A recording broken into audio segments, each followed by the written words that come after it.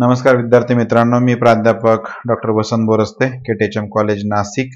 आज आपण पिसमेल distribution of cash या टॉपिक मध्ये प्रॅक्टिकल एक्झाम्पल नंबर 4 बघणार आहोत। चला तर मग सुरू करूया। प्रॅक्टिकल एक्झाम्पल नंबर 4 हे आहे तुमचं piecemeal distribution of cash surplus capital मेथडच्या अंडर प्रॅक्टिकल एक्झाम्पल नंबर 4, ज्यामध्ये ABC नावाचे पार्टनर आहे, ज्यांचा रेशो दिलेला आहे 3:2। त्यानंतर आपल्याला त्या पार्टनरने यासाठी डिसाइड केलं, ते decided to dissolve their business on 31 December 2018। Balance sheet दिले आपल्याला 31 डिसेंबर 2018 ला, ज्यामध्ये लायबिलिटी साइडला कॅपिटल आहे 3 पार्टनरचं, बीज लोन म्हणजे पार्टनर लोन आणि क्रिएटर्स नावाची एक लायबिलिटी, ऍसेट साइडला वेगवेगळ्या ऍसेट्स आणि कॅश आपल्याला मात्र कुठल्याही प्रकारे कॅश दिलेली नाही, म्हणजे पहिल्या दिवशी आपल्याकडे कुठलीही कॅश शिल्लक नाही। The partner decided to dissolve the firm and the assets were gradually realized. पार्टनरने आपली भागीदारी संस्था बंद करायचं ठरवलं आणि ऍसेट्स या प्रकारे रिअलाइज झालेले आहे। बघा, 31 जानेवारीला 11,000 रुपये आपलं रिअलायझेशन झालं, पण 11,000 रुपये रिअलायझेशन होण्याकरता 1,000 आपल्याला खर्च आलाय, म्हणजे ऍक्च्युअली इथे 11,000 वजा 1 आपल्याला रिअलायझेशन किती फक्त 10,000। हे कसं आलं तर रिअलायझेशन म्हणजे मिळालेली रक्कम, म्हणजे उदाहरणार्थ तुम्हाला बिल्डिंग विकायची होती आणि बिल्डिंग विकण्यासाठी जाहिरात द्यावी लागली, तर तो जाहिरात हा तुमचा खर्च आहे आणि सपोज बिल्डिंग 1 लाखाची होती, 1 लाखापैकी 10,000 खर्च केला, तुमच्या हातामध्ये फक्त 90,000 पडणार। म्हणजेच काय तर तो एक्सपेन्स तुम्ही काय केला, तुम्हाला मिळालेल्या रकमेतनं मायनस केला। तसंच सेम इथे झालेलं आहे, ग्रॉस रिअलायझेशन आपलं 11,000 आहे, एक्सपेन्स 1,000 आहे, म्हणजे नेट रिअलायझेशन फक्त असणार आहे 10,000। ते कसं आपण पुढे जाऊन बघूया। आपल्याला ह्या रिअलाइज झालेला अमाऊंट आहे statement showing surplus capital method आणि statement of distribution of cash as per proportionate capital method म्हणजे सरप्लस कॅपिटल मेथड। मला पिसमेल डिस्ट्रीब्युशन ऑफ कॅश सोडवायचा आहे। सो सगळ्यात पहिल्यांदा रिअलायझेशन बघूया, त्याच्यानंतर आपण तयार करूया statement showing surplus capital. Realization कसं आलं बघा, ऍक्च्युअल रिअलायझेशन असणार आहे, ग्रॉस रिअलायझेशन 11,000 होतं, खर्च 1,000 आहे, म्हणजे नेट रिअलायझेशन ऍक्च्युअल रिअलायझेशन किती आहे 10,000। कसं केलं, ग्रॉस मायनस एक्सपेन्स, एकदम सिंपल आहे। तुम्हाला कॅल्क्युलेटर अलाउड असल्यामुळे तुम्ही डायरेक्टली कॅल्क्युलेटर वरती करू शकता। 23 वजा 3 20, 10 200 वजा 600 9 600, 13,000 वजा 1800 11 200 आणि 12,000 वजा 2 बरोबर 10,000, असा आला आपलं ऍक्च्युअल रिअलायझेशन। त्यानंतर आपल्याला बनवायचे सरप्लस कॅपिटलचं स्टेटमेंट। तर आपल्याकडे कॅपिटल आहे ABCचं 24 15 आणि 9,000 आणि प्रॉफिट शेअरिंग रेशो आहे 3:2। चला तर मग स्टेटमेंट शोइंग सरप्लस कॅपिटल बनवूया, ज्यासाठी तुम्हाला कॉलमची आवश्यकता असणार आहे 5 कॉलम ड्रॉ करून घ्या, serial number, particulars A B आणि C, आणि डायरेक्टली आपण या एक्झाम्पलच्या सोल्युशनला सुरुवात करणार आहोत। सगळ्यात पहिल्यांदा घ्यायचं capital balances as per balance sheet, जो मी तुम्हाला मागे सांगितला प्रॉब्लेम मध्ये दिलेला आहे बघा, 24 15 आणि 9, तो आपण इथे टाकून घ्या ना, 24 15 आणि 9। त्यानंतर काय घ्यायचंय, प्रॉफिट शेअरिंग रेशो, दुसरी स्टेप। ऑलरेडी आता तुम्हाला यायला लागलं असेल, कारण आपण या आधी 3 एक्झाम्पल घेतलेत, म्हणजे तुम्हाला या स्टेप्स माहिती झाल्या असतील। दुसरी स्टेप आहे प्रॉफिट शेअरिंग रेशो, जो 3:2 दिलेला आहे, तो आपण इथे घेणार प्रॉफिट शेअरिंग रेशो 3:2, 3 3 आणि 2। त्याच्यानंतर पुढची स्टेप आहे युनिट कॅपिटल। युनिट कॅपिटलचं सूत्र काय आहे, युनिट कॅपिटल म्हणजे कॅपिटल भागिले प्रॉफिट शेअरिंग रेशो, म्हणजे 24 भागिले 3, उत्तर येणार 8,000। कॅल्क्युलेटर अलाउड असल्यामुळे डायरेक्टली कॅल्क्युलेटर करू शकता किंवा तोंडी करू शकता। 15,000 भागिले 3 5,000 आणि 9,000 भागिले 2 4,500। हे झाल्यानंतर तिसरी स्टेप असते, या 3 कॅपिटल पैकी म्हणजे युनिट कॅपिटल मध्ये ज्या व्यक्तीचं, ज्या पार्टनरचं कॅपिटल सगळ्यात कमी असतं, त्याला आपण म्हणायचं बेस कॅपिटल। तर कुणाचं कमी आहे, 4,500 सीचं 4,500 कमी कॅपिटल, म्हणून याला आपण काय म्हणणार, बेस कॅपिटल। आणि पुढची स्टेप असते आपली प्रपोर्शनेट कॅपिटल। सो प्रपोर्शनेट कॅपिटलचं सूत्र आहे बेस कॅपिटल गुणिले प्रॉफिट शेअरिंग रेशो, 4,500 गुणिले 3। तुम्ही इथे कॅल्क्युलेशन करू शकता, 4,500 गुणिले 3, उत्तर येणार 13,500, जे तुम्हाला इथे दिसतंय बघा। सेम बीचं 4,500 गुणिले 3 आणि सीच्या बाबतीमध्ये मात्र 4,500 गुणिले 2 बरोबर ते किती येणार 9,000 रुपये। म्हणजे आपल्याला इथे प्रपोर्शनेट कॅपिटल मिळालं। एकदा प्रपोर्शनेट कॅपिटल मिळालं की पुढची स्टेप असते सरप्लस कॅपिटल, आणि सरप्लस कॅपिटल कसं शोधायचं, तर capital minus proportionate capital. So आपल्याला इथे A मायनस D, जे की मी तुम्हाला कंसामध्ये दिले बघा, A मायनस D म्हणजे 24,000 वजा 13,500, उत्तर येणार 10,500, आणि 15,000 वजा 13,500, उत्तर येणार 1,500। हे मिळालं आपल्याला सरप्लस कॅपिटल। सीचं मात्र 0 आलं, त्यामुळे सीचा प्रश्न संपला। याचा अर्थ असा होतो की A ने आणि B ने 10,500 आणि 1,500 अनुक्रमे जास्त रक्कम दिलेली आहे, परंतु आपल्याला एकच पार्टनर शोधायचा की ज्याने सगळ्यात जास्त कॅपिटल दिलंय, तो कोण आहे, तर तो शोधण्यासाठी या सगळ्या स्टेप परत रिपीट होतील। म्हणजे प्रॉफिट शेअरिंग रेशो परत लिहायचा आहे, युनिट कॅपिटल परत काढायचं आहे, प्रपोर्शनेट कॅपिटल पुन्हा शोधायचे आणि शेवटी ऍब्सोल्यूट सरप्लस शोधायचा आहे. म्हणजे परत नव्याने त्या स्टेप सगळ्या रिपीट होणार. ते म्हणजे प्रॉफिट शेअरिंग रेशो ए, बी आणि सी, तिनास 2. आता सी चा प्रश्न इथे मिटला, त्यामुळे फक्त ए आणि बी म्हणजे 3 सो 10 500/3. डायरेक्टली तुम्ही इथे कॅल्क्युलेशन करू शकता किंवा कॅल्क्युलेटरवरती तुम्ही डायरेक्ट कॅल्क्युलेशन करू शकता. फक्त मोबाईल कॅल्क्युलेटर मात्र वापरू नका. 10 500/3 उत्तर येणार 3500 जे तुम्हाला इथे दिसतंय बघा. आणि इकडे 1500/3 3×5=15 500 रुपये एक भाग आला. म्हणजे या दोघांपैकी सगळ्यात कमी कॅपिटल कोणाचं आहे? बीचं, ज्याला आपण काय म्हणणार? Base capital. बेस कॅपिटल कशासाठी शोधायचंय? तर प्रपोर्शनेट कॅपिटल शोधण्यासाठी. म्हणून 500 हे बेस कॅपिटल आहे. पुढची स्टेप असणार आहे प्रपोर्शनेट कॅपिटल. तर प्रपोर्शनेट कॅपिटल म्हणजे बेस गुणिले प्रॉफिट शेअरिंग रेशो. 500×3 किती येणार? 1500. आणि इथे 500×3 किती येणार? 1500. तो बी चं प्रपोर्शनेट कॅपिटल मायनस केल्यानंतर म्हणजे पुढची स्टेप आपल्याला घ्यायची आहे ऍब्सोल्यूट सरप्लस कॅपिटल, जो की कसा शोधणार? तर surplus capital minus proportionate capital. म्हणजे 1500 वजा 1500 शिल्लक राहिले 0 आणि 10,500 वजा 1500 शिल्लक राहिले 9,000. म्हणजेच काय? तर आपल्याला ऍब्सोल्यूट सरप्लस कॅपिटल मिळालं ए चं किती? 9,000 आणि सरप्लस मिळाला ए चं 10,500 आणि बी चं 1500. या 10,500 पैकी मी आधीच्या एक्झाम्पल मध्ये सांगितलं, या स्टेपला 9,000 दिले तर या स्टेपला त्यांना किती मिळतील? फक्त 1500, म्हणजे 9,000 वजा करून. तो अशा पद्धतीने आपण स्टेटमेंट शोईंग सरप्लस कॅपिटल बनवू शकतो. आता याची प्रॅक्टिस केल्याने तुम्हाला हे एक्झाम्पलची वारंवार प्रॅक्टिस केली की सरप्लस कॅपिटल कसं शोधायचं हे जमेल. अन्यथा ते थोडं क्रिटिकल आहे. तो आपल्याला यानंतर बघायचं प्रायोरिटी ऑफ पेमेंट. तुमच्या लायबिलिटी साईडला बघा किती लायबिलिटी आहे. एक आहे कॅपिटल. या सगळ्या लायबिलिटीज पे करण्यासाठी आपल्याकडे अवेलेबल कॅश किती मिळाली? इथे रिअलायझेशन दिसते, जे की आपण ऍक्च्युअल रिअलायझेशन शोधलेले 10, 20, 9, 600, 11 आणि 11,200 आणि 10,000. ओके. आता आपल्याकडे कॅपिटल आहे ABC चं. त्याच्या व्यतिरिक्त थर्ड पार्टी लायबिलिटी आहे आपल्याकडे क्रेडिटर्स आणि बीज लोन. इंटरनल लायबिलिटी ही जसं मी मागच्या एक्झाम्पल मध्ये तुम्हाला सांगितलं होतं, प्रायोरिटी ऑफ पेमेंट मध्ये लायबिलिटीचे प्रकार आहे. प्रेफरन्शियल लायबिलिटी, त्याच्यानंतर इंटरनल लायबिलिटीज, पार्टनर्स कॅपिटल किंवा एक्सटर्नल लायबिलिटी या प्रकारे. सो इथे आपल्याला एक्सटर्नल लायबिलिटी एकच आहे, क्रेडिटर्स, आणि एक इंटरनल लायबिलिटी बीज लोन, परंतु ते कॅपिटलच्या आधी पे करायचे. म्हणून प्रायोरिटी ऑफ पेमेंट बनवताना सगळ्यात पहिल्यांदा तुम्हाला द्यायचे पैसे थर्ड पार्टी लायबिलिटी कोणाला? क्रेडिटर्सला. किती? 20,000 रुपये. कारण इथे तुम्हाला त्याचं पेमेंट दिसतंय 20,000 एवढे देणं बाकी आहेत. तो प्रायोरिटी ऑफ पेमेंट मध्ये पहिलं पेमेंट घ्यायचंय क्रेडिटर्सला. किती? 20,000. त्यानंतर पार्टनर्स लोन, बी चं लोन आहे किती? 4,000, जे तुम्हाला इथे दिसतंय बीज लोन 4,000. आणि एकदा की थर्ड पार्टी लायबिलिटी तुमच्या पे झाल्या, इंटरनल लायबिलिटी ज्यामध्ये पार्टनरचं लोन पे झालं की पुढची स्टेप असते ऍब्सोल्यूट सरप्लस. कोणाचा ऍब्सोल्यूट सरप्लस आहे? ए चा. तो किती आहे? सरप्लस कॅपिटल स्टेटमेंट मध्ये दिसतोय तुम्हाला 9,000, म्हणून इथे घेणार आपण ती रक्कम 9,000. ऍब्सोल्यूट सरप्लस देऊन झाल्यानंतर पुढची अमाऊंट द्यायची असते सरप्लसला. सरप्लस कोणाचा आहे? ए चा 10,500 आणि बी चा 1500. आपण इथं ए चा 10,500 आणि बी चा 1500 घेतला, परंतु ए ला 10,500 पैकी 9,000 मिळाले, म्हणून आपण किती देणार? फक्त 1500 रुपये देणार. आणि बी ला पण किती देणार? 1,500 रुपये देणार. म्हणजे इथे दोघं मिळून आपल्याला किती द्यायचे? फक्त 3,000 रुपये द्यायचे. त्यानंतर जर काही रक्कम उरली तर ते आपण वाटणार प्रॉफिट शेअरिंग रेशो मध्ये. तो अशा पद्धतीने आपण सरप्लसचं स्टेटमेंट, रिअलायझेशनचं स्टेटमेंट आणि प्रायोरिटी ऑफ पेमेंट तयार केली की आता आपल्याला statement showing piecemeal distribution of cash तयार करता येईल. So statement showing piecemeal distribution of cash मध्ये आपल्याला कुठले कुठले कॉलम आहेत? तर सगळ्यात पहिला कॉलम असतो डेट, त्यानंतर पर्टिक्युलर, त्यानंतर अवेलेबल कॅश आणि टोटल लायबिलिटी. जसं की मी मागे सांगितलं, पहिले 4 कॉलम तुम्हाला फिक्स ठेवायचे, पुढचे कॉलम हे प्लस मायनस होतील, वाढतील किंवा कमी होतील. म्हणजे इथे आपल्याला कॉलम हे जेवढ्या लायबिलिटी तुमच्या बॅलन्स शीटच्या लायबिलिटी साईडला आल्या तेवढे कॉलम वाढतील, जेवढ्या कमी झाल्या तेवढे कमी होतील. आपल्या बॅलन्स शीटच्या लायबिलिटी साईडला 2 लायबिलिटी आहेत, एक क्रेडिटर्स आणि एक बीज लोन आणि क्रेडिटर्स, 2 लायबिलिटी. सो आपण पहिला कॉलम घेतला क्रेडिटर्स. आता क्रेडिटरचा कॉलम पहिल्यांदा घेतला आणि बीज लोनचा कॉलम सेकंड टाइम घेतला किंवा नंतर घेतला. असं का? तर प्रायोरिटी ऑफ पेमेंट मध्ये बघा, सगळ्यात पहिले पैसे कोणाला द्यायचे? एक नंबरला पैसे कोणाला द्यायचे? थर्ड पार्टी लायबिलिटी, ज्याच्यामध्ये आहे क्रेडिटर्स. यांना पैसे देऊन झाल्यानंतर पुढची स्टेप्स असते की पार्टनरचं लोन म्हणजे बीज लोन, म्हणून आपण इथे घेतलंय क्रेडिटर्स आणि बीज लोन. प्रायोरिटी ऑफ पेमेंट ही भारतीय भागीदारी कायदा 1932 नुसार आपल्याला ठरवून दिलेली आहे, त्यानुसारच पेमेंट करावं लागतं. कोणत्याही व्यक्तीला ओळखीचा असेल किंवा इतर काही कारणाने तुमची भागीदारी संस्था बंद होताना तुम्ही पेमेंट करू शकत नाही. तुम्हाला रूल्स अँड रेग्युलेशन नुसारच या भागीदारांचे पैसे द्यावे लागतात. अन्यथा तुमची भागीदारी संस्था डिझोल्युशन करताना मेथड पाळली नाही म्हणून तुमच्या भागीदारी संस्थेवरती आणि भागीदारांवरती देखील गुन्हा दाखल होऊ शकतो. सो अशा प्रकारे आपण पेमेंट करणार आहे.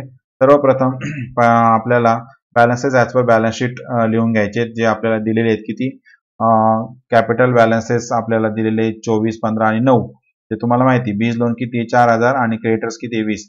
या सगळ्यांची टोटल म्हणजेच काय तर total liability. So total liability आपल्याकडे किती आहे 72,000 रुपये. मग आता 72,000 रुपये ही टोटल लायबिलिटी. कॅश मात्र किती आहे 0. आपल्याकडे पैसे नाहीये म्हणून पहिलं रिअलायझेशन कितीच आहे 10,000चं. So first realisation next step आपली असणार आहे फर्स्ट रिअलायझेशन 10,000. आता 10,000 आले. 10,000 आले तर पहिलं पेमेंट कोणाला करायचंय क्रेडिटर्सला. एक नंबर कोणाचा आहे क्रेडिटरचा म्हणून आपण इथं करणार payment creditors. Less paid to creditors 10,000 रुपये. टोटल लायबिलिटी कमी होणार 10,000 आणि क्रेडिटर्स देखील 10,000 ने कमी होतील. 10,000 पेमेंट केल्यानंतर आपल्या हातामध्ये शिल्लक किती राहतात 0 रक्कम. कॅश काही राहिली नाही. टोटल लायबिलिटी 62 आणि क्रेडिटर्स 20 होते. 20 पैकी 10 दिले. अजूनही 10 शिल्लक आहे. बाकीच्या लायबिलिटी वाचून तशा देणं बाकी आहेत. त्या देऊन झाल्यानंतर पुढची स्टेप आहे सेकंड रिअलायझेशन. कारण कॅश संपली म्हणून आपण सेकंड रिअलायझेशन मागवणार. ते आहे 28 फेब्रुवारीला ज्याची रक्कम आहे 20,000 रुपये म्हणून आपण इथे घेणार सेकंड रिअलायझेशन. 20,000 आले. आता 20,000 आले. सगळ्यात पहिले कोणाला द्यायचे क्रेडिटरचे. 20 पैकी 10 पहिल्या स्टेप मध्ये दिले. आता किती राहिले 10 म्हणून आपण घेणार less paid to creditors. Total available cash मधून मायनस होणार 10,000. टोटल लायबिलिटी पण मायनस होणार आणि क्रेडिटर्सला रक्कम 10,000 दिल्यामुळे क्रेडिटरचा बॅलन्स नील झाला. म्हणजे आपली थर्ड पार्टी पेमेंट झालं. टोटल लायबिलिटी शिल्लक आहे 32,000 रुपये. अजूनही आपल्याला 32,000 रुपये 52,000 रुपये देणं बाकी आहेत आणि आपल्याकडे कॅश किती शिल्लक आहे 10,000. एकदा की थर्ड पार्टी लायबिलिटी पे झाली की पुढची लायबिलिटी कोणती आहे बीज लोन ज्याला आपण काय म्हटलंय पार्टनर्स लोन. सो आपण नेक्स्ट स्टेप मध्ये पार्टनर लोन देणार लेस पेड टू मिस्टर बी बीज लोन दॅट इज 4,000. इथे आपल्याला तुम्हाला लिहायचंय बीज लोन अपॉस्ट्रोफी एस करून एस लावा म्हणजे बीज त्या व्यक्तीचं लोन 4,000 रुपये दिलं. 4,000 लायबिलिटी कमी झाली आणि टोटल मिस्टर बीज लोनच्या कॉलम मध्ये 4,000 रुपये दिल्यानंतर त्याचं देणं शिल्लक राहिलं 0 म्हणजे देणं काही राहिलेलं नाही. आपण सर्व पेमेंट त्याला केलेलं आहे. त्याचं पेमेंट झाल्यानंतर आपल्याकडे अजूनही लायबिलिटी 48,000 शिल्लक आहे आणि कॅश शिल्लक आहे 6,000. मधून मधून टोटल लायबिलिटी कॉलम आणि तुमच्या टोटल लायबिलिटी याच क्रॉस टॅली करत चला. इथे आपल्याकडे 48,000 आहे. याची टोटल करा 24 अधिक 15 24 15 39 प्लस 9 बरोबर किती झाले 48 म्हणजे बरोबर आहे. आपल्याला अजून 48,000 रुपये देणं बाकी आहेत जे टोटल लायबिलिटी मध्ये शो पण करतं. त्यानंतर पुढची स्टेप आहे ॲब्सोल्यूट सरप्लस. आपल्याकडे 6,000 शिल्लक आहे.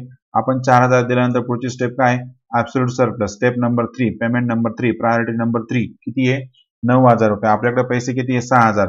आपण 9,000 देऊ शकत नाही परंतु 6,000 देऊ शकतो. देऊन टाका पूर्ण पैसे त्याला. So less paid to mister A absolute surplus किती 6,000.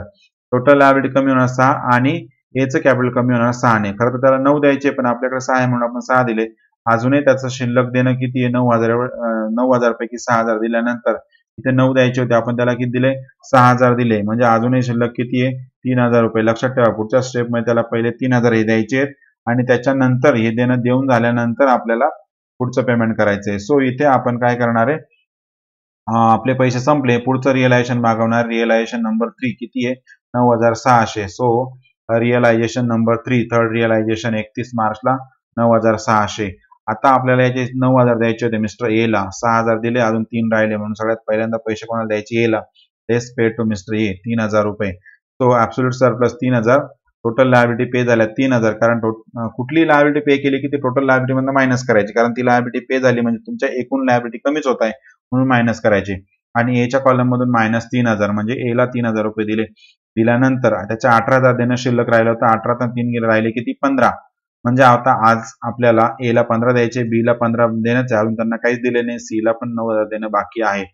आणि इथे आपल्याकडे टोटल लायबिलिटी शिल्लक राहिले 39. कॅश 9,600 होती पैकी 3 दिली राहिले शिल्लक किती 6,600.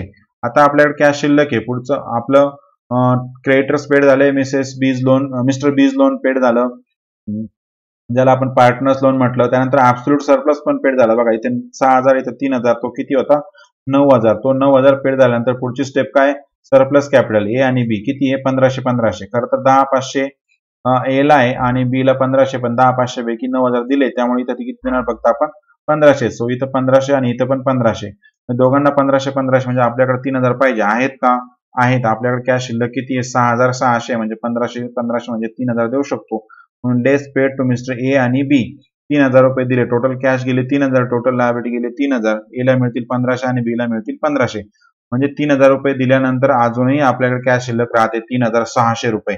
म्हणजे आता हे 3600 रुपये ऍब्सोल्यूट सरप्लस पेमेंट केल्यानंतर कोणाला द्यायचे? All partners in profit sharing ratio. तो सगळ्या पार्टनरला प्रॉफिट शेअरिंग रेशो मध्ये 3600 वाटून टाकायचे. आता 3600 शिल्लक राहिले, टोटल लायबिलिटी शिल्लक राहील 36,000 आणि इथे टोटल कॅपिटल बघा किती शिल्लक आहे. ए चं 13,500, बी चं 13,500 आणि सी चं 9,000. तिघांची टोटल जर केली 13,500 अधिक 13,500 27 प्लस 9 बरोबर 36,000 रुपये येतात आणि टोटल लायबिलिटी शिल्लक सुद्धा बरोबर 36,000 रुपये दिसते. म्हणजे तुम्ही राईट ट्रॅक वरती चाललेला आहात, तुमचा एक्झाम्पल बरोबर आहे. त्यानंतर पुढे पेमेंट करायचं सगळ्या पार्टनरला. इथे बघा सगळ्या लायबिलिटी दिल्यानंतर थर्ड पार्टी लायबिलिटी झाली, पार्टनर लोन झाला, ऍब्सोल्यूट सरप्लस झाला, सरप्लस पण झाला. तो देऊन झाल्यानंतर उरलेले पैसे कोणाला द्यायचे? All partners in profit sharing ratio, म्हणजे सगळ्या पार्टनरला प्रॉफिट शेअरिंग रेशो मध्ये उरलेले पैसे द्यायचे. सो आपल्याकडे शिल्लक किती आहेत बघा इथे. आता आपल्याकडे शिल्लक आहे 3600 म्हणून 3600 देऊन टाकायचे. Paid to A, B and C in the ratio of profit sharing ratio 3:3:2. जो तुम्हाला इथे दिलेला आहे प्रॉफिट शेअरिंग रेशो 3:2. सो 3:2 3600 रुपये कॅश गेली, 3600 रुपये टोटल लायबिलिटी गेली. याला किती मिळतील? तर 3600 गुणिले 3 भागिले, आता भागिले किती करायचे बघा, 3 अधिक 3 6, 6 अधिक 2 8 म्हणजे भागिले 8 म्हणजे आपल्याला मिळतील 3 भाग. म्हणजे 3 भाग किती आले? 1350 ए ला, 1350 बी ला आणि 2 भाग फक्त कोणाला मिळतील? सी ला. त्याला किती 2 भाग म्हणजे किती? 3600 गुणिले 2 भागिले 8 म्हणजे ते किती आले? 900. करेक्ट. म्हणजे आपलं एक्झाम्पल इथे करेक्ट आहे. 1350 ए ला, 1350 बी ला आणि 900 सी ला. तिघांची टोटल करून बघायचे एकदा परत लागल्यास ती किती आली पाहिजे? जेवढं पेमेंट केलं तेवढं म्हणजे 3600 बरोबर आहे. 1350 अधिक 1350 2700 अधिक 900 3600. आता हे पेमेंट झाल्यानंतर अजून आपल्याकडे काय रिअलायझेशन शिल्लक आहे का? तर ते बघायला पाहिजे. म्हणजे आपल्याकडे इथे आपल्याकडे कॅश किती शिल्लक राहिले? 0. टोटल लायबिलिटी किती शिल्लक आहे? 32,400. या पार्टनरला ए बी सी ला 1350 आणि 900 दिल्यानंतर अजूनही ए चं कॅपिटल शिल्लक आहे 12,150 आणि बी चं पण सेम 12,150 आणि सी चं कॅपिटल शिल्लक आहे 8,100. म्हणजे आपल्याला या तिन्ही पार्टनरला पैसे दिल्यानंतर अजूनही एवढे पैसे देणं बाकी आहेत आणि टोटल लायबिलिटी बरोबर किती असते? ती किती आली आहे? 32,400. या तिघांची टोटल पण सेमच आहे 32,400. कॅश संपली.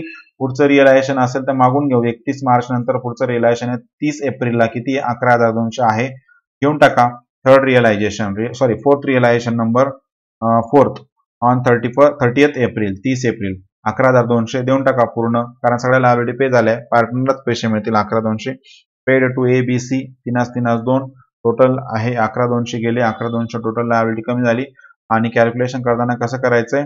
इक्वल टू 11,200 तुम्ही कॅल्क्युलेटरवरती कॅल्क्युलेशन करू शकता. 11,200 गुणिले 3 भागिले 8 म्हणजे ए ला मिळाले 4,200, बी ला मिळाले 4,200 आणि सी ला मिळतील 11,200 पैकी 2 भाग म्हणजे गुणिले 2 भागिले 8 बरोबर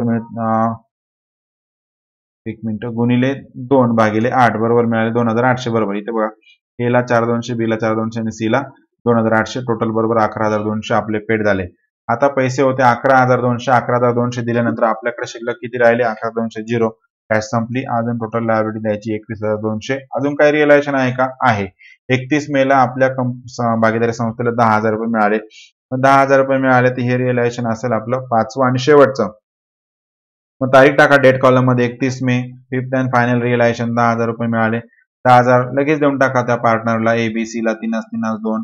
3:2 म्हणजे मग सांगितल्याप्रमाणे आपल्याला द्यायचे बरोबर 10,000 गुणिले 3 भागिले 8. ए ला मिळतील 3,750, बी ला पण तेवढेच मिळतील आणि सी ला मात्र 2 भाग मिळतील म्हणून गुणिले 2 भागिले 8 त्याला किती मिळतील? 2,500 रुपये. सो इथे बघा ए ला 3,750, बी ला 3,750 आणि सी ला मिळतील 2,500. म्हणजे एवढी लायबिलिटी पे झाल्यानंतर आपल्याकडे शिल्लक राहते त्याला म्हणायचं रिअलायझेशन लॉस. तो किती राहिला? कॅश काहीच नाही राहिले. टोटल लायबिलिटी 21,200 पैकी 10 गेले, राहिले 11,200. तो 11,200 लॉस ए ने बिअर केला. किती? 4,200. कसा आला? 7,950 होता 3,750. एचा बी चा सेम आणि सी चा 5300. 5,300 वजा 2,500 बरोबर राहिले 2,800. आणि या तिघांची टोटल 4,200 अधिक 4,200 अधिक 2,800 बरोबर 11,000 किती येतात? 200. तो आपल्याला 11,200 द्यायचे होते. आपण 11,200 पेमेंट केलं. सॉरी 11,200 आपल्याला देऊ शकलेलो नाही आपण, ज्याला म्हणायचं realization loss. So you can see here the realization loss which should be matched with the partners loss त्यांचा किती आहे 4200 4200 आणि 2800 असा एकूण आपला लॉस किती 11200. तो 11200 एवढा लॉस आपण एक तिघा पार्टनरनी बेअर केलेला आहे आणि संपूर्ण पार्टनरशिप फर्म एवढा पैसे देऊ शकले नाही म्हणून त्याला म्हटलेलं आहे रिअलायझेशन लॉस. सो इथे आपण थांबूया. नेक्स्ट एक्झाम्पल मध्ये अजून काही लायबिलिटीज असतील त्या लायबिलिटीज कशा पे करायच्या त्या संदर्भात एक्झाम्पल बघूया. Thank you very much.